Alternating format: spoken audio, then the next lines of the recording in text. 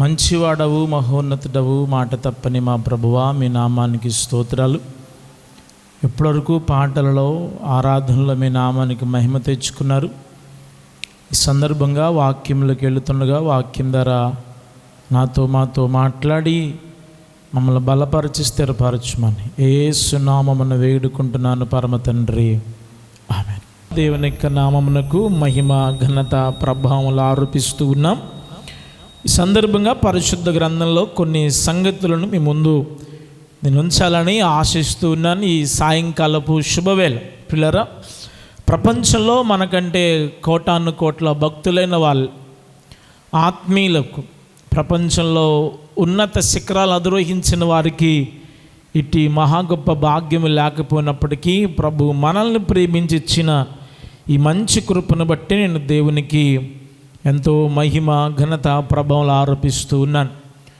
పిల్లరా, ఇంతకు ముందు గతంలో మనం ఒక లైవ్ కార్యక్రమంలో మీతో దేవుని యొక్క వాక్యాన్ని ఒక ప్రాంతంలో పంచుకున్నప్పుడు బెత్షెమెషు వారి గురించి మనం కొంచెం ధ్యానం చేసాం. ఈరోజు మరికొన్ని సంగతులు నేర్చుకోవడానికి పరిశుద్ధాత్మ దేవుడు మనకు సహాయం చేస్తూ ఉండగా నాకు నోటి మాటలు, నా హృదయ ధ్యానాన్ని, నా ప్రాణాత్మ దేహాలను ప్రభు చేతులు పెడుతుండగా ప్రభు తన కృపచేత, తన స్థాయిలో, తన శైలిలో మనందరితో మాట్లాడునుగాక. పిల్లరా, ఇజ్రాయేల్ ప్రజలు ఎబెనేజరులో యుద్ధము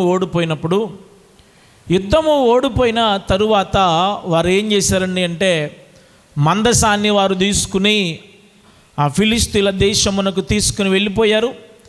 మందసాన్ని వారు తీసుకుని ఫిలిస్తీన్ల దేశమునకు తీసుకువెళ్ళి అప్పటి ఆచారం ప్రకారంగా వారు గెలిచినప్పుడు తమ దేవతలకు ఘనతనిచ్చేటువంటి వారు, గెలిచినప్పుడు ఆ దేశం యొక్క ఆధారము దేని మీద ఉందో, ఆ దేశము దేనికి ప్రసిద్ధో వాటిని తీసుకువెళుతూ ఉండేవారు. వారు తీసుకుని వెళ్ళి తమ దేవతా స్థలాల్లో ఉంచుకుంటూ ఉండేవారు.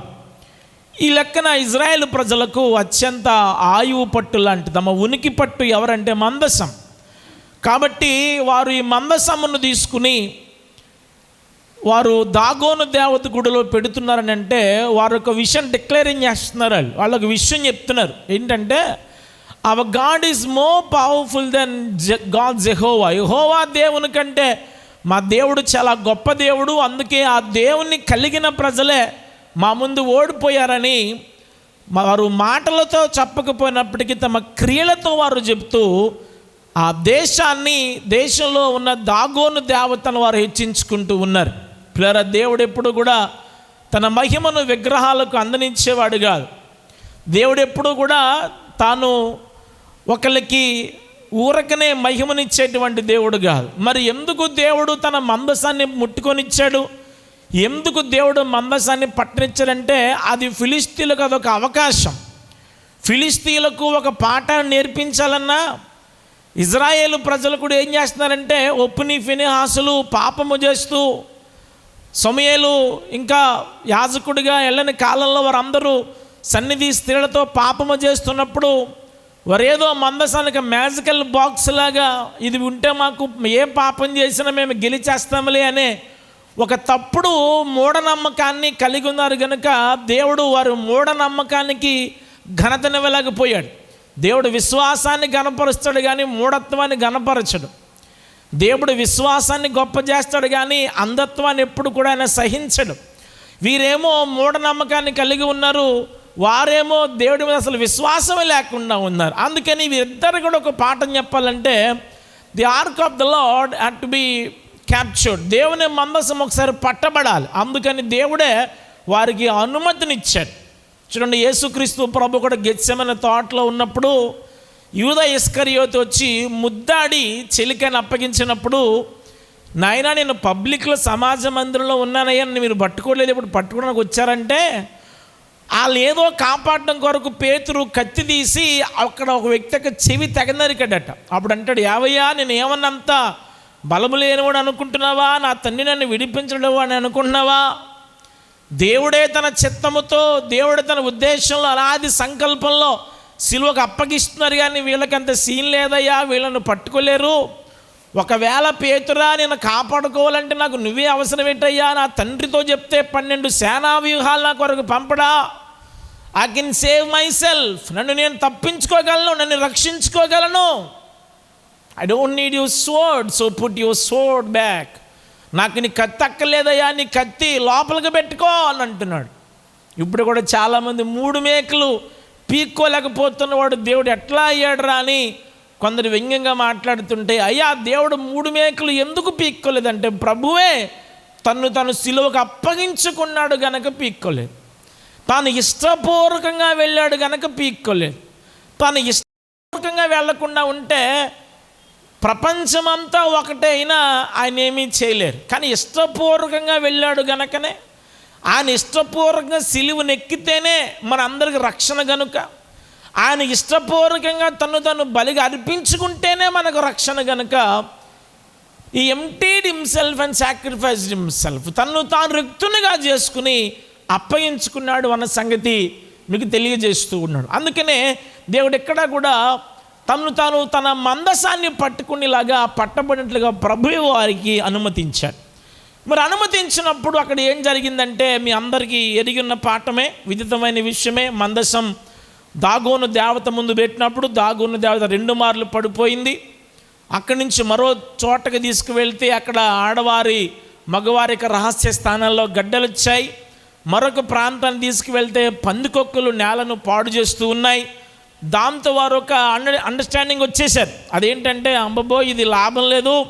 చూడండి 1వ సమూయేలు గ్రంథము 6వ అధ్యాయము 5వ వచనంలో, అయ్యా మీకు భూమి మీద దేవుని హస్తం భారముగా ఉంది, మనుషుల మీద దేవుని హస్తం భారముగా ఉంది, చివరికి మన దేవుని మీద కూడా, అదే మన దేవత మీద కూడా ఇతని యొక్క హస్తం, యెహోవా దేవుని యొక్క హస్తం భారముగా ఉంది కనుక మనం పంపించేద్దామని చెప్పి వారు ఎప్పుడూ ఎన్నడూ మోయని పాడి ఆవులు తీసుకొచ్చారు. ఎందుకు పాడి ఆవులు తీసుకొచ్చారని అంటే, నేను చాలా పర్యాయాలు ఆయా ప్రాంతాల్లో వాడబడ్డాను. ఇదే ఛానల్లో కూడా మందసమును మోస్తున్న పాడి ఆవుల కోసం ఉన్నాయి. అవకాశం ఉంటే చూడడానికి ప్రయత్నం చేయండి. అయితే మందసమును ఎప్పుడు కానీ ఈ బండిని ఎప్పుడు లాగని కాడిమోయని పాడి ఆవులు ఎందుకు పట్టుకొచ్చారంటే అదొక టెస్ట్. ఒకవేళ ఎద్దులు కనుక పట్టుకొస్తే దానికి ట్రైనింగ్ ఉంటుంది, బరువు లాగడానికి దానికి నేర్పు కలిగిందని బరువు లాగేస్తుంది. అదే ఓర్పు లేనిది, నేర్పు లేనిదైతే, అలవాటు లేనిదైతే, తన యొక్క మాదిరి ధర్మానికి వ్యతిరేకమైందైతే, అందులోకి పిల్లలు ఇంటి దగ్గర కట్టేసిన దూడైతే, ఈ పాలిచ్చే ఆవులైతే వెంటనే వెళ్ళిపోతాయని ప్రయత్నం చేద్దామని చెప్పి స్వభావానికి విరుద్ధంగా ఉన్న ఆవులను వారు తీసుకొచ్చారు. కానీ అవేంటో దేవుడు ఏదో వారికి చెప్పినట్లు అవి పిల్లల దగ్గరికి వెళ్ళిపోకుండా తమ మందసమును మీద పట్టుకుని ఎప్పుడు ఎన్నడూ లాగని ఆమె మెడలు వంచి అవి ముందుకు తీసుకెళ్తున్నప్పుడు వెళుతూ దానికి ఎవరు ట్రైనింగ్ ఇవ్వకపోయినా, ఆవులకి ఎవరు చెప్పకపోయినా అవి నేరుగా ఎక్కడాగాయి అని చూస్తే చూడండి 1వ సమూయేలు గ్రంథము 6వ అధ్యాయం 12వ వచనంలో, ఆ ఆవులు రాజమార్గమున బడి చక్కగా పోవచ్చు, అరచుచు బెత్షెమెషు మార్గమున నడిచెను, ఫిలిష్తీయుల సర్దారులు వాటి వెంబడి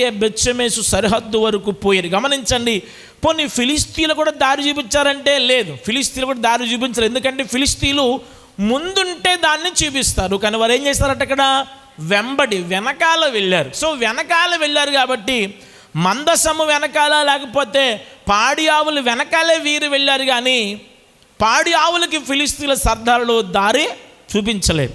అయితే చూపించకపోగా బెత్షెమెషు మార్గము గుండా వెళ్ళిన అవి ఎక్కడ ఆగాయి చూద్దాం. 14వ వచనంలో, ఆ బండి బెత్షెమెషు వాడైన యెహోషువ యొక్క పొలములోనికి వచ్చి అక్కడ ఉన్న ఒక పెద్ద రాజు దగ్గర నిలువగా అని బైబిల్ ఉంది. ఎక్కడ ఆగాయి అంటే బెత్షెమెషు దగ్గర ఆగాయి.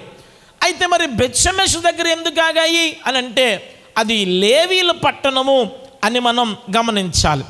ఇది లేవీల పట్టణం అండి. చూడ అదే అధ్యాయంలో 1వ సమూయేలు గ్రంథము 6వ అధ్యాయము 15వ వచనంలో లేవీలు యెహోవా మందసమున ఉంది. అంటే ఆ పట్టణం యెహోషువ, ఆ పట్టణము లేవీల పట్టణం. అంత మాత్రమే కాదు, యెహోషువ గ్రంథము 21వ అధ్యాయం 13 నుంచి 16వ సంగతులు గమనిస్తే అది లేవీలో అత్యంత ప్రాముఖ్యమైన ప్రధాన యాజకులకు అహరోను సంతతి వారికి చెందిన ఊరు ఎవరండి అంటే a city of Beth Shemesh that pertains to the Levites and particularly a descendants of Aaron. అహరోను యొక్క సంతతి, అహరోను యొక్క ఆ ఉన్నత శిఖరాలు అధిరోహించిన వారికి చెందిన ప్రాంతం. ఈ ఎవరండి బెత్షెమెష్ అంటే అహరోను సంతతికి వచ్చిన ప్రాంతం. ఎవరండి బెత్షెమెష్ అంటే లేవీలు. అదే ఏ లేవీలైతే మందసము పని మీద పెట్టబడ్డారో, ఏ లేవీలైతే ప్రతిరోజు ప్రదీపములు వెలిగిస్తున్నారో, ఏ లేవీలైతే మందసముని యొక్క టాబర్నేకల్ ప్రత్యక్ష గుడారం యొక్క కర్తవ్యాలు నిర్వర్తిస్తున్నారో ఆ ప్రాంతానికి వెళ్ళింది అని మనం గమనించాలి. ఇక్కడ మనం నేర్చుకోవాల్సిన మొట్టమొదటి పాఠం ఏంటంటే, ఈ ఆవులకి మందసము తమ మీద పెట్టినప్పుడు ఫిలిస్తీన్ల సర్దారులు వారికి చెప్పలేదు, మరి ఎవరో వారికి చెప్పలేదు. పోనీ ఫిలిస్తీన్లకి కూడా ఈ మందసము, ఈ ఆవులు ఫిలిస్తీన్ల దేశమునకు చెందినవి కనుక ఎప్పుడు కూడా ఇజ్రాయేల్ ప్రజల ప్రాంతం నడియాడినవి కావు. కనుక ఎవరో కూడా ఎవరు కూడా దానికి చెప్పలేదు. దేవుడే బెత్షెమెషులో ఉండాలి అని కోరుకున్నాడు. దేవుడే బెత్షెమెషుకు నా మందసం వెళ్ళాలి అని కోరుకున్నాడు. దేవుడే బెత్షెమెషు ప్రాంతాన్ని కోరుకున్నాడు. దేవుడే బెత్షెమెషుని ఇష్టపడ్డాడు. God has chosen the city of Levites, the city of Beth Shemesh. బెత్షెమెషు ఆ పట్టణాన్ని, లేవీల పట్టణాన్ని దేవుడే కోరుకున్నాడు. మీరు గమనించండి, దేవుడే కోరుకున్న ప్రాంతం బెత్షెమెషు. మరి ఎవరు కోరుకున్నవారు? 1 పేతురు పత్రిక 2:9 దేవునికి వాక్యం అంటుంది, ఎవరు చీకటిలో నుండి ఆశ్చర్యకరమైన వెలుగులోనికి మిమ్మల్ని పిలిచిన వారంటే ఏర్పరచబడిన వారు, దేవుడు కోరుకున్నవారు, దేవునికి సొత్తైన వారు ఎవరనంటే క్రైస్తవ సంఘమే బెత్షెమెషు అనే ప్రాంతానికి గుర్తుగా కనబడుతుంది. దేవునికి స్తోత్రం కలుగునుగాక. గమనించాలి ప్రియులారా, ఈ బెత్షెమెష్ అనగా ఎవరి ప్రాంతం అంటే లేవీల పట్టణం. ఎవరు లేవీల పట్టణం అంటే యాజకులుండు పట్టణం. మరి ఎవరు యాజకులు అంటే క్రొత్త నిబంధనలో పేతురు మహాశయుడు భక్త కోటికి రాస్తుంటాడు, ఆ యాజకులు ఎవరండి అంటే సంఘమే. బెత్షెమెషు ఆ పట్టణం ఎవరో చెప్పనా? నీవే. బెత్షెమెషు అనగా మనమే, దేవుడు కోరుకున్న ఆ యాజక బృందాలం. దేవునికి స్తోత్రం కలుగునుగాక.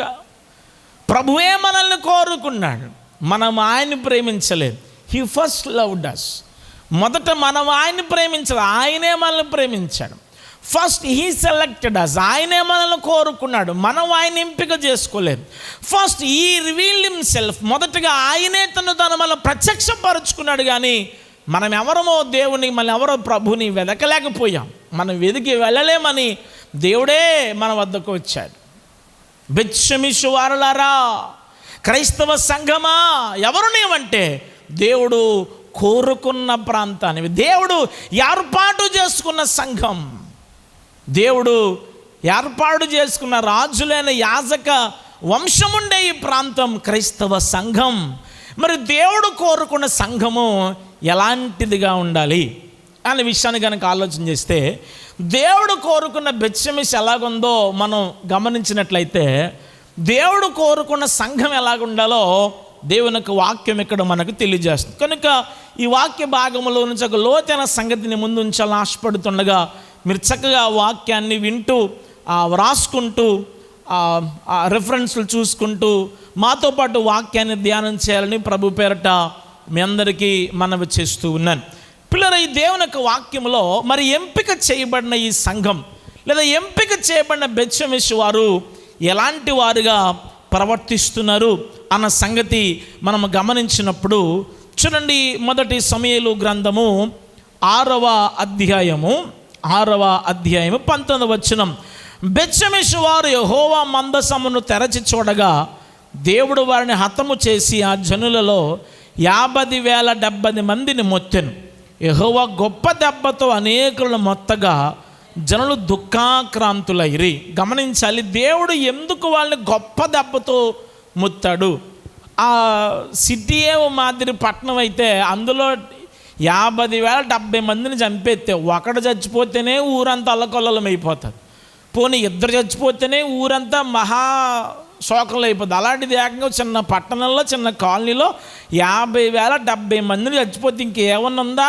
వాళ్ళ ఏడుపులు ఆకాశానికి అంటవా? అంతలా ఎందుకు కొట్టాడు దేవుడు ఎన్నిక చేసుకున్న ప్రాంతంగా దేవుడు ఏర్పాటు చేసుకున్నవారు కదా.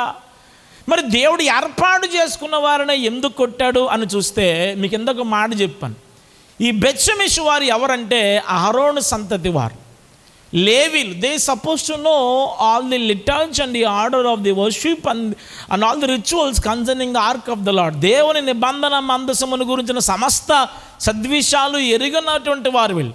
ఆ వరుస క్రమం, ఆ ఆరాధనా క్రమం ఇవన్నీ ఎరిగిన వారు అందరూ. మరి ఎరుగున్న వారు మరి మందసాన్ని అలా తెరిచి చూడొచ్చా? మందసాన్ని చూస్తే ఇంకేమన్నా ఉందా? మందసాన్ని చూడొద్దని ఈ విషయం వీళ్ళు తెలుసు కదా. దేవుడు మామూలుగా కంటే ఎక్కువ దెబ్బ గొప్పవది ఎందుకు చేశారంటే, దేవుడండి తెలిసి ఏర్పాటు చేసిన వారు కనుక తప్పు చేస్తే ప్రభువు రెండింతలుగా మొత్తుతాడు. ఐ రిపీట్, తెలిసి తప్పు చేస్తే, తెలిసిన వారే దేవుని మనసును గాయపరిస్తే, తెలిసిన వారే పాపం చేస్తే, లేవీలు అనబడిన వారే పాపం చేస్తే, that will be provoking God's anger. దేవుని యొక్క కోపాన్ని అది రేకేస్తుంది అన్నమాట. అందువల్ల దేవుడు 50,000 మందిని ఒక్కసారిగా గొప్ప దెబ్బ కొట్టాడు. ఎందుకు దెబ్బ కొట్టాడు అంటే వారు తెలిసి పాపము చేస్తూ ఉన్నారు. దేవుని మందసంరా నువ్వు అక్కడో చెప్పలేదు.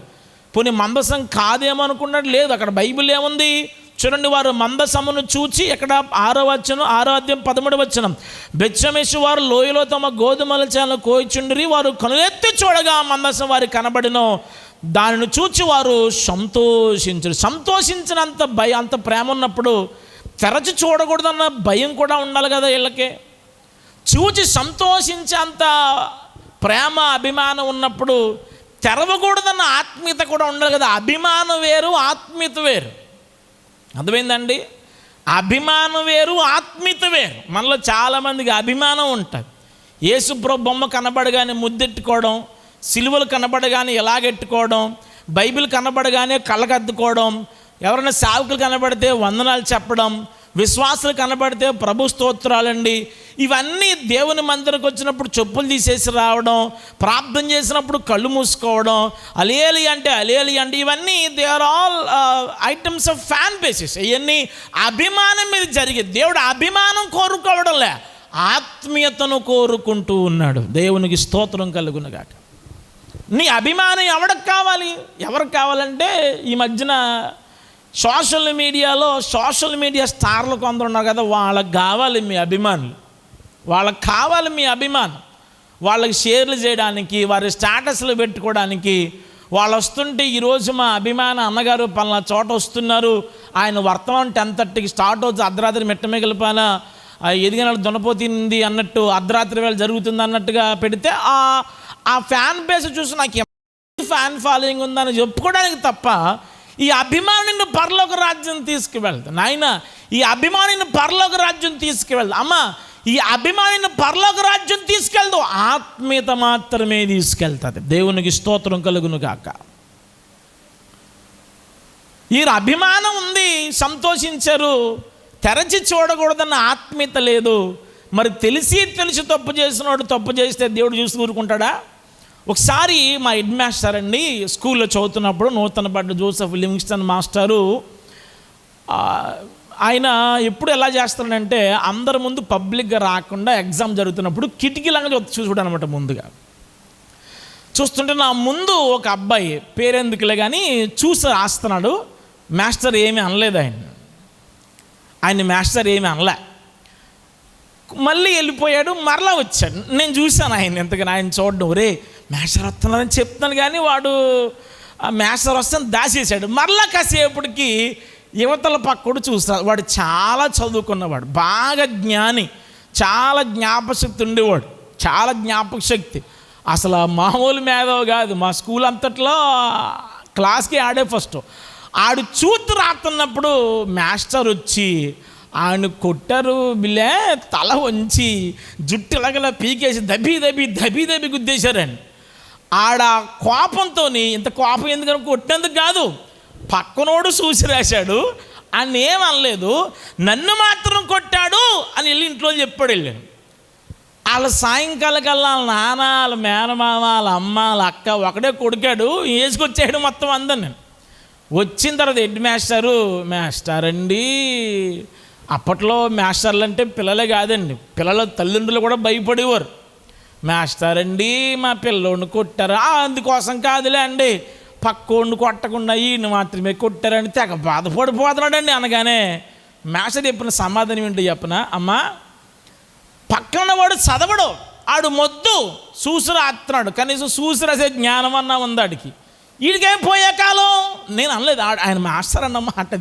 ఈయనకేం పోయే కాలం, చదువుకున్నవాడే కదా, జ్ఞానం ఉన్నవాడే కదా, మీరు చదవాలి కదా, ఎందుకు చదవలేదు అని కొట్టానమ్మా అనగానే వాళ్ళు ఏం చెప్పాలో అర్థం కాకుండా వెళ్ళిపోయి. ఇక్కడ మీరు గమనించాల్సింది ఏంటంటే, అజ్ఞాని చేసే తప్పు కన్నా జ్ఞానం చేసే తప్పుకి నష్టం ఎక్కువ, వెయిట్ ఎక్కువ.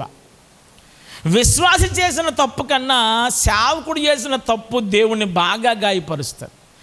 అన్యుడు చేసిన పాపము కన్నా రక్షణ బాప్తీసం తీసుకున్న వారు చేసిన పాపం దేవుణ్ణి మరింతగా గాయపరుస్తుంది. అందుకే ఒక్కసారి వెలిగించబడి మరలా సిలువ వేసిన వారు, మరలా పాపం చేసిన వారు యేసును మరలా బాహాటముగా సిలువ వేస్తున్నారు గనుక అని అంటాడు ఆయన.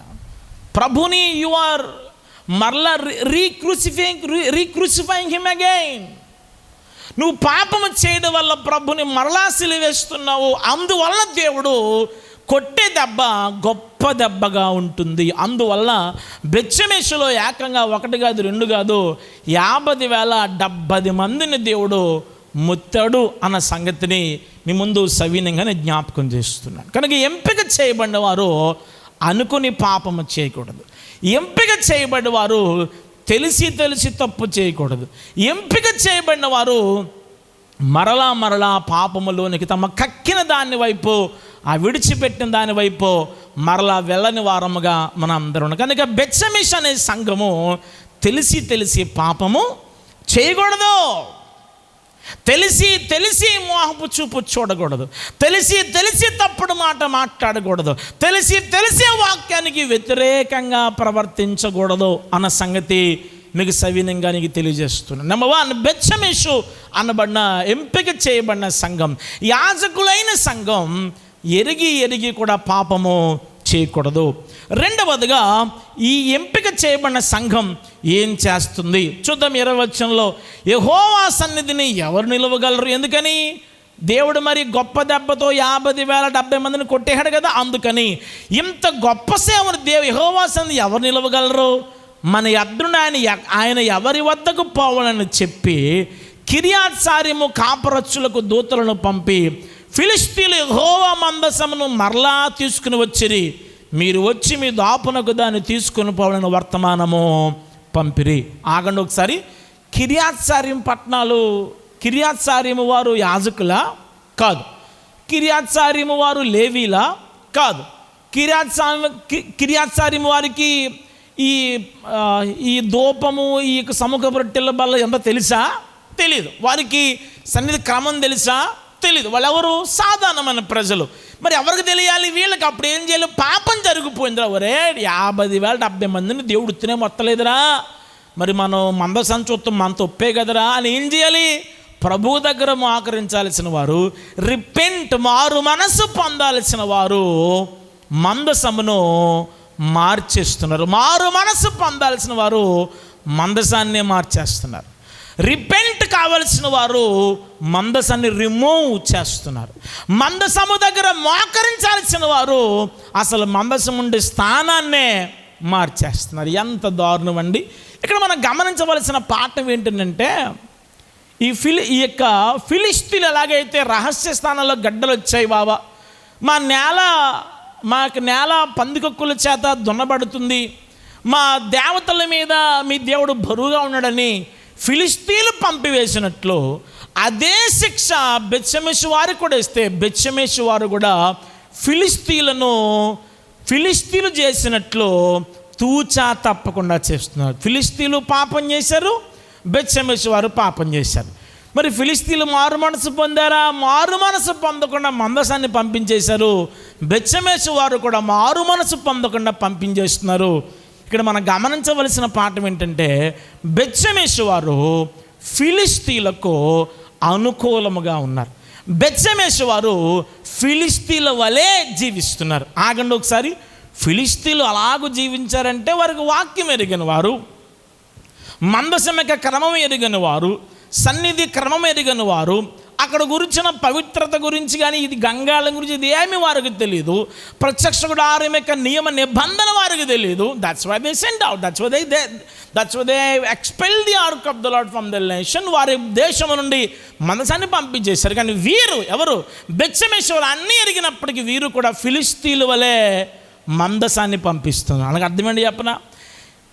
యాజక వంశమైనటువంటి వారు, దేవుని చేత ఏర్పరచబడిన యాజకులు అనే బెత్షెమెషు అనే సంఘం ఇప్పుడు తెలిసి పాపము చేయకూడదు. రెండవదిగా ఫిలిస్తీన్లు అనే లోకం వలె జీవించకూడదు. ఇక్కడ వీరు ఏం చేస్తున్నారంటే ఫిలిస్తీన్ల వలె చేస్తున్నారు, ఫిలిస్తీన్లను పోలి జీవిస్తున్నారు. ఫిలిస్తీన్లకు మాదిరిగా ఉండాల్సిన బెత్షెమెషు వారు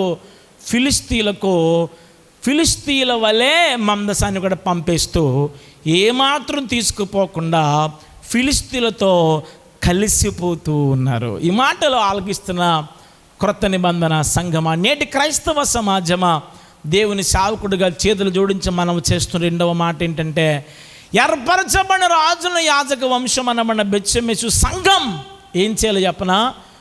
పాపము జరిగినప్పుడు మారు మనసు పొందాలి, కానీ దేవుణ్ణే తీసివేయకూడదు, దేవుణ్ణే మార్చేయకూడదు, వారు లోకస్తులతో కలిసిపోకూడదు, ఫిలిస్తీన్ల వలె ప్రవర్తించకూడదు. ఫిలిస్తీన్ల వలె ప్రవర్తిస్తున్నారు. ఫిలిస్తీన్లు అలాగే దొరే వాళ్ళు పాపం చేశారు, మనలాగే వాళ్ళు పాపం చేశారు, వాళ్ళు మన దగ్గర పంపించేశారు. కాబట్టి మనం కిర్యాత్సారీము దాపునకు పంపించేద్దాం అనుకున్నారు. కానీ అదేరా మందసం తప్పు కాదు, మందే తప్పు అని చెప్పారు. ఏమన్నా మోకరించారా? మోకరించలేదు. వారు ఏమన్నా దైవ చిత్తానుసారమైన దుఃఖం సంపాదించారా? లేదు. ఏమన్నా అదే మందసం, ప్రభువా మేము పాపం చేసాం క్షమించు ప్రభు అన్నారా? ఇదేమి చేయకుండా ఓ పని చేద్దాం, దేవుణ్ణే మార్చేద్దాం అనుకున్నారు. మీరు గమనించండి ఒకసారి. మీరు ఒక హాస్పిటల్కి వెళ్ళారండి, మీకు షుగర్ వచ్చిందన్నారు, ఇది తినకూడదు అది తినకూడదు అని చెప్పారు. మీరు తినడం మానేస్తారా? అలాగే చెప్పండి డాక్టర్ గారిని మార్చేస్తారా? అదేంటి అంటే డాక్టర్ గారిని మారిస్తే రోగం ముదిరిపోద్ది కదా, చెప్పట్టుకుని తిరుగుతావు. అప్పుడు ఎందుకు పంగిరాకుండా మారిపోతారు. కానీ అప్పుడు ఏం చేయాలి? ఆహారపు అలవాట్లు అనుపుకలు అంతే. కానీ డాక్టర్ గారిని మార్చేస్తారా? ఇప్పుడు సెకండ్ ఒపీనియన్ కోసం వెళ్ళొచ్చు. అయ్యా మరి నా ఆపరేషన్ అంటున్నాడు, మరి ఇది నిజమేనా అండి? సెకండ్ ఒపీనియన్కి వెళ్ళొచ్చు, అది తప్పు లేదు. అంతేగాని ఈయన ఇది వద్దన్నాడండి కాబట్టి మీరేమన్నా చెబుతారేమంటే డాక్టర్లు కాదు మార్చాల్సింది, మన నియమ నిబంధనలు మారాలి, మన ఆహారపు అలవాట్లు మారాలి. ఇప్పుడు ఆ స్కూల్కి వెళ్ళాడు, అక్కడ చదవలేదు, ఈ స్కూల్కి వెళ్ళి ఎక్కడా చదువుతలేదు, ఎక్కడా ఫెయిల్ అయిపోడు, అక్కడే ఫెయిల్ అయిపోడు, ఎక్కడికి వెళ్ళినా ఫెయిల్ అయిపోతుంది. మాస్టర్లు తప్పు కాదు, తమరి పుత్రరత్నం తప్పు అన్నమాట. వీడు సరిగా చదువుతలేదు, వీడు సరిగా చదవకపోగా నువ్వు ఎక్కడికి పంపించిన వాడికి దిక్కుదేమానం ఉండదు. చాలామంది గృహాలు మార్చేస్తూ ఉంటారు, అద్దింట్లు మార్చేస్తారు. ఏమండి అంటే ఆ ఇల్లు కలిసి వస్తుంది. అమ్మ ఇల్లు కలిసి రావడం కాదు, అబ్బాయి ఇల్లు కాదు, వాస్తు కాదు, ముందు క్రీస్తు కావాలి మనుషులకి. నువ్వు బుద్ధి మార్చకుండా ఎన్ని ఇల్లులు మార్చుకున్నా, నువ్వు బుద్ధి మార్చకుండా ఎన్ని పెళ్ళిళ్ళు చేసుకున్నా, నువ్వు బుద్ధి మార్చకుండా ఎన్ని హాస్పిటల్ ఎన్ని స్కూళ్ళు మార్చుకున్నా సుఖం లేదు. ఆ మధ్యన పేపర్లో చదివాను నేను. ఒక దేశానికి రాజు అంట తన గర్ల్ ఫ్రెండ్ని పెళ్లి చేసుకున్నాడంట. ఆ పిల్లతో సమాధానం లేదని వాళ్ళ అక్కని పెళ్లి చేసుకున్నారంట. ఆ పిల్లతో సమాధానం లేదని వీళ్ళిద్దరూ చదువుకున్న స్కూలు టీచర్ కానీ పెళ్లి చేసుకున్నారంట. అయినా సమాధానం లేదంట. వాళ్ళిద్దరిని కాదని వీళ్ళిద్దరికి హెచ్చమ్మని చేసుకున్నారంట. వాళ్ళకు కూడా సమాధానం లేదంట. ఇక జీవితం అంతా సమాధానం లేదంటే ఇప్పుడు ఎవరు తప్పు అంటారు? వచ్చిన ఆడోళ్ళు కాదు, ఈ శాడిస్ట్ మొహం తప్పు అన్నమాట. ముందు వీడు బతుకు మార్చుకోవాలి, వీడి జీవితం మార్చుకోవాలి. వీడు ఆడవారితోనో లేకపోతే అర్థం చేసుకునే విధానంలోనో వీడు బ్రతుకు మార్చుకోడు. కానీ అందరమే తప్పులు నేర్పమంటే బ్రహ్మాండంగా నేర్పేస్తుంటారు కొంత. ఏమండి నోరు బాగుంటే ఊరు బాగుంటుంది.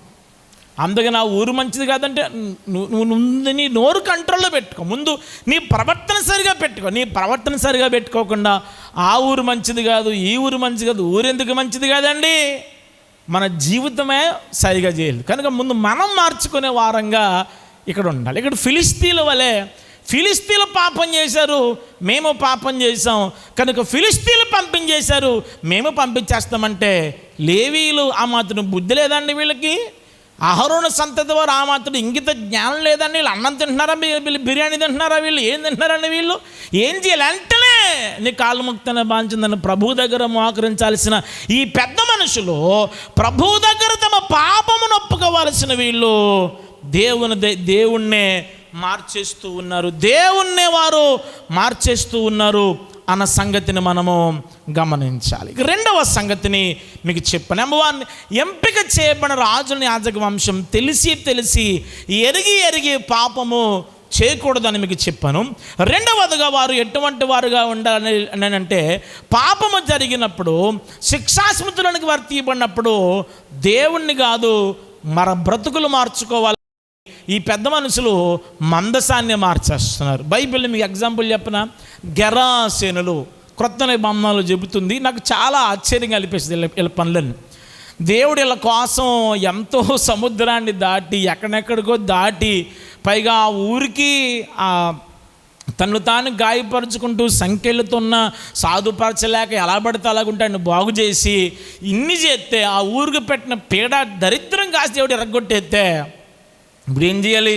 బాబు రండి బాబు, మా ఊరుకున్న పీడ విరగడైపోయిందండి బాబు, మీరు గొప్ప పని చేశారు సార్, మీరు రండి అని యేసుని పిల్లడం మానేసేసి మీరు వద్దండి, మీరు వస్తేనండి పందులు పాతనే అంటే ఎవరు కావాలి వాళ్ళకి? పిచ్చోళ్ళలాగే ఉండాలి, కేకలేస్తూనే ఉండాలి, సమాధుల్లో వాసం చేసేవాడు సమాధుల్లోనే ఉండాలి, బట్టలు చింపుకునే ఉండాలి, పందులు కూడా వాళ్ళ దగ్గరే ఉండాలి, పందుల కంపు ఉండాలి, ఆ రొచ్చెప్పుడు వాళ్ళ దగ్గరే ఉండాలి. కానీ ఇవన్నీ తీసివేసి తమ బ్రతుకులు తమ దేశాన్ని బాగు చేసి యేసుకు మాత్రం చోటు లేదు. గెరాసేనులు కూడా ఈ బెత్షెమెషు వారి వలె ఉన్నారు, ఈ బెత్షెమెషు వారు ఫిలిస్తీన్ల వలె ఉన్నారు. కానీ సంఘము అన్యులకు మాదిరి చూపించేదిగా ఉండాలి. We should be an ideal to somebody. We should be a greatest model to the people who didn't come to Jesus. యేసు వద్దకు రాని వారికి మనం మాదిరిగా ఉండాలని, యేసును చూచిన వారు మనలా యేసుప్రభు వంటి ఇలాగ ఉంటాడా మన ప్రవర్తన అలా అనిపించాలి. అంతేగాని ఏంటిది అన్నట్టుగా ప్రవర్తిస్తే మన వల్ల అన్ని జనుల మధ్య దేవునికి అవమానకరం కాదా? గెరాసేనులు కూడా పందునే కోరుకున్నారు. వాళ్ళు సమాధిలో వాసము చేసే ఈ శానానే వారు కోరుకున్నారు, కానీ యేసును మాత్రం వారు కోరుకున్నారు. నువ్వు ఎవరిని కోరుకున్నావు? బెత్షెమెషు వారు పందినే కోరుకున్నారు, బెత్షెమెషు వారు ఫిలిస్తీన్లే కోరుకున్నారు. కానీ మనం వాక్యం ఎరిగిన వాళ్ళం, పైగా లేవీలకు స్వాస్థ్యము దేవుడేరా, ఈ యొక్క టాబర్నేకల్ అనే ఈ యొక్క ప్రత్యక్ష గుడారపు సేవేరమైన ధర్మం కనుక దీన్ని పట్టుకుని వెళ్దామరా అని అనుకోకుండా వారు మందసాన్నే మార్చేస్తున్నారు. కానీ తమ బ్రతుకును మార్చుకోకుండా ఫిలిస్తీన్ల వలె they behave like Philistines, they act like Philistines, the heathen and the Gentiles people on the earth. ఈ భూమి మీద అన్యజనుల వలె ఈ ప్రజలు ప్రవర్తిస్తూ ఉన్నారు. కనుక ఎంపిక చేయబడిన రాజులని యాజక వంశం రెండవది ఎలాంటిదిగా ఉండాలని అంటే, వారు ఒకరికి మనం మాదిరిగా ఉండాలి, కానీ ఫిలిస్తీన్లకు పోకడా గెరాసేనుల వలె పోకడా మనలో ఉండకుండా ఉండాలి. ఎవరు కావాలి నీకు? ఈ బందిపోటు దొంగ కావాలా? యేసు ప్రభు కావాలంటే వారు యేసును సిలువై మాకు దొంగే కావాలి అని కోరుకున్నారు. ఎంత దారుణం అండి. ఈరోజు నీవు నేను ఎవరిని కోరుకున్నాం? నీతిని కోరుకున్నామా? యోసేపు చెప్పకూడనే కోరుకున్నాడు, కానీ ఆమెతో బట్టలు విడిచిపెట్టి పరస్పర శృంగారాన్ని భక్తుడు కోరుకోలేదు. నేను బ్రతుకుంటే బజ్జీలు తిని బతుకుతాను, బలిసాగి తిని బతుకుతాను, కానీ పాపం చేసిన పెట్టే పంచభక్ష పరణ నాకు వద్దు అనుకున్నాడు. తమ క్యారెక్టర్ని కాపాడుకుని దేవుణ్ణే కోరుకున్న యోసేపు. ఈరోజు ఈ వాక్యం ఎరిగిన సేవకుడా, ఈ వాక్యం ఎరిగిన ప్రియమైన దైవజనాంగమా, మనం ఎలాంటి వారముగా ఉన్నాం? యాజక వంశముగా ఉన్న పిలువబడిన మనము, రాజుని యాజక వంశముగా ఉన్న మనము లోకాన్ని ఫిలిస్తీన్లకు మాదిరిగా ఉన్నామా లేమా అన్న సంగతి మనము గమనించాలి. అది రెండవ సంగతి. ఇక మూడవ సంగతి నేను మీకు జ్ఞాపకం చేస్తాను. 21వ చదువుకుందాం. కిర్యాత్సారీము కాపురస్తులకు దూతలను పంపి ఫిలిష్తీయులు యెహోవా మందసమును మరలా తీసుకుని వచ్చిరి, మీరు వచ్చి మీ దాపునకు దాన్ని తీసుకుని పోవాలని వర్తమానం పంపిరి. 7వ వచనం 1వ వచనం. అంతటా కిర్యాత్సారీము వారు వచ్చి ఆగండి. ఏంటి వచ్చా? అప్పుడు ఏం చెప్పని ఏంటి? యాజకులు మీకే అవ్వలేదు, మాకు అవుతుందా, మాకు వద్దు బావా అని వీళ్ళు కూడా అనాలిగా. వీళ్ళు అలా అనలే. అయ్యా మరి మీరేమో సేవకులు, యాజకులు, పెద్ద పెద్ద పాదుర్లు, మీరే మాదిరి చూపించాలి, మా బతుకెళ్ళడం బాబు, మాకు ఏం తెలుదండి బాబు అని వీళ్ళు ఏం చేయాలి? భయపడాలి. భయపడలే. వారు ఏం చేశారు చెప్పన? మందసమును కోరుకున్నారు. దేవునికి స్తోత్రం కలుగునుగాక. They were desiring and the longing for the ark of the Lord. మందసము అనబడిన దేవుని సన్నిధిని వారు అపేక్షించారు. అమ్మా, కిర్యాత్సారీమువా లేక బెత్షెమెషువా? బెత్షెమెషు దేవుని మందసమును కోరుకోలేదు. అభిమానం చూపించింది కానీ కోరుకోలే. అభిమానం చూపించింది కానీ ఆత్మీయతలో లేదు. పొమ్మన్నది వద్దు బాబోయ్ అందు కానీ మా బతుకులు మార్చుకుంటామని అస్సలు మారు మనసు పొందలేదు. కానీ కిర్యాత్సారీము మాత్రం చేస్తున్న ఒక శ్రేష్టమైన పని, వారు వచ్చి, ఎందుకంటే వారికి భయం కన్నా దేవుని మీద గౌరవం ఎక్కువ, వారికి భయము కన్నా దేవుని మీద ఆరాధన ఎక్కువ, వారి భయము కన్నా దేవుని మీద ప్రేమ, మర్యాద, గౌరవం, పవిత్రత, ఆదరాభిమానాలు ఎక్కువ అన్న సంగతి మనం గమనించాలి. చూడండి, ఇక్కడ మాట మీకు చెప్తాను చూడండి. కిర్యాత్సారీము వచ్చి యెహోవా మందసమును తీసుకొని పోయి కొండ యందుండే అబీనదాబు ఇంట చేర్చి దానిని కాపాడకి అతని కుమారుని ఎలియాజరును ప్రతిష్ఠించిరి. మందసం 7వ వచనం. మందసము కిర్యాత్సారీములో నుండిన కాలము 20 సంవత్సరములాయను. దట్ మీన్స్ ఎక్కడ ఎంతకాలం ఉంది? 20 సంవత్సరాలు అబీనదాబు ఇంట్లో ఉంది, అంటే కిర్యాత్సారీము ఇంట్లో ఉంది. ఆగండి ఒకసారి. బెత్షెమెషు లేవీల పట్టణం, బెత్షెమెషు అహరోను సంతతియుల పట్టణం. మరి వీళ్ళు కిర్యాత్సారీము సాధారణమైన ప్రజలు. మరి సాధారణమైన ప్రజల మధ్యలో మందసం ఉండాలా లేక వాక్యం మెరిగిన ప్రజల మధ్యలో ఉండాలా అంటే ఖచ్చితంగా వాక్యం మెరిగిన ప్రజల మధ్యలోనే ఉండాలి. కానీ మందసం అక్కడ పట్టుమని 24 అవర్స్ లేదండి. 24 అవర్స్ అంత 20 నిమిషాలు జరిగిపోయింది మ్యాటర్ అంతా. కానీ ఇక్కడ మాత్రం 20 సంవత్సరాలు దేవుడు అక్కడ ఉన్నాడు, మందసములో ఉన్నాడు. మందసముతో పాటు కిర్యాత్సారీములో ఉన్నాడు. అబీనదాబు ఇంట ఉంది. చివరికి ఇక్కడి నుంచి తీసుకెళ్తున్న అబీనదాబు ఇంట్లో, ఒబేదెదోము ఇంట్లో కూడా 6 నెలలు 3 నెలలు ఉంది. కానీ కనీసం ఈ బెత్షెమెషు వారి దగ్గర ఆ మాత్రం కూడా లేదు. కనుక ఎంపిక చేయబడినటువంటి వారు రాజులను యాజక సమూహం అన్న గొప్ప సంఘం ఏం చేయాలి చెప్పనా? క్రీస్తుతో లేదా మందసముతో మనము ఉండేవారముగా ఉండాలి, ఆయనతో నివసించాలి, ఆయనతో సహవాసం చేయాలి. 60 సంవత్సరాలు కాదు, 200 సంవత్సరాలైనా మేమండి మా బ్రతికి ఇదేనండి, మా జీవితం ఇదేనండి వారు ఉంచుకోవాలి. కానీ వారు ఉంచుకోకుండా మందసమును పంపించేస్తే కిర్యాత్సారీము అటు ఫిలిష్తీయులకు, ఇటు బెత్షెమెషుకు, అటు లోకానికి, ఇటు వాక్యం ఎరిగిన వారికి కూడా కిర్యాత్సారీము ఒక సాధారణమైన పట్టణం మాదిరిగా ఉంది. బహుశా ఈ మాటలు ఆలకిస్తున్న జీవితంలో నువ్వు ఒక సాధారణమైన విశ్వాసం అయి ఉండవచ్చు. Still you can be a role model to anybody. ఇంతకీ కూడా నువ్వు ఒక సాధారణమైన విశ్వాసివి అయినప్పటికీ కూడా ఒకరికి మాదిరిగా ఉండవచ్చు. సాధారణమైన విశ్వాసమైనప్పటికీ కూడా మందసమును మోయొచ్చు. సాధారణమైన విశ్వాసమైనప్పటికీ కూడా మందసమునకు నీ ఇంట చోటివచ్చు. సాధారణమైన విశ్వాసమైనప్పటికీ కూడా దేవుని కొరకు భీకరమైన కార్యాలు చేయొచ్చు. అనేకులకు నీవు ఆశీర్వాదకరంగా ఉండొచ్చు.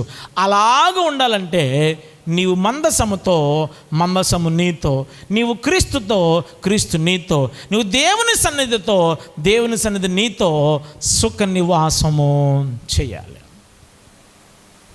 ఎంపిక చేయబడిన బెత్షెమెషు వారిలో 3 గుణాలు మనకి కనబడుతున్నాయి. మొదటగా వారు కేవలం అభిమానం మాత్రం చూపించారు కానీ ఆత్మీయతను వారు చూపించలేదు. రెండవదిగా మందసమును లేకపోతే ఎంపిక చేయబడిన రాజుని యాజక వంశము ఒకరికి మనం మాదిరిగా ఉండాలి కానీ ఫిలిష్తీయులతో మనం కలిసిపోకూడదు, ఫిలిష్తీయుల వలె మనం ప్రవర్తించకూడదు. మూడవదిగా మందసము కలిగిన, లేకపోతే బెత్షెమెషు అనబడిన ఎంపిక చేయబడిన ప్రజలు లోకానికి మాదిరిగా ఉండాలి కానీ, ఫిలిష్తీయులకు మాదిరిగా ఉండాలి కానీ, అంతేగాని సాధారణ ప్రజలైన కిర్యత్యారీము వారితో చెప్పించుకోకూడదు అన్న సంగతి మీకు తెలియజేస్తున్నాను. ఈరోజు ఎంతోమంది వాక్యం ఎరిగిన వాళ్ళు ఎరిగే పడిపోతున్నారు, తెలిసి పడిపోతుంటే, వాక్యమని చదివి పడిపోతుంటే, బైబిల్ పట్టుకుని పడిపోతుంటే, ఆరాధన చేస్తూ పడిపోతుంటే, ప్రార్థన చేస్తూ పడిపోతుంటే, రక్షణ బాప్తిస్మము పొందుకుని పడిపోతూ ఉంటే, ఇదిగో దేవుని సాకుడుగా తెలియజేస్తున్నమాట, నువ్వు బెత్షెమెషువి, గెరాసీనుల వలె ఉన్నవా లేక కిర్యత్యారీము వలె ఉన్నవా? నువ్వు ఎవరిని కోరుకుంటావో ఈరోజు ప్రభు దగ్గరికి వద్దాం. అట్టి కృప ప్రభు మన అందరికీ దయచేయునుగాక. ఆమె ప్రార్థన చేసుకుందాం. పరిశుద్ధము నమ్మదగిన మా తండ్రి, మీ నామానికి స్తోత్రాలు. బెత్షెమెషులో నుంచి రెండవ కోణాన్ని మాకు తెలియజేశారు, మీ నామానికి స్తోత్రాలు. విత్తబడిన వాక్యము నాలో మాలో బహుగా ఫలించడానికి, కట్టబడడానికి సహాయం చేయండి. మేము ఒకరికి మాదిరిగా ఉండడానికి సహాయం చేయండి. కోరుకునే వారిగా మమ్మల్ని చేసి నామునికి మాత్రమే మహిమకరంగా లోకమందు జీవించు కృప మాకెల్లరికి దయచేయమని యేసు నామమున వేడుకుంటున్నాను పరమ తండ్రి.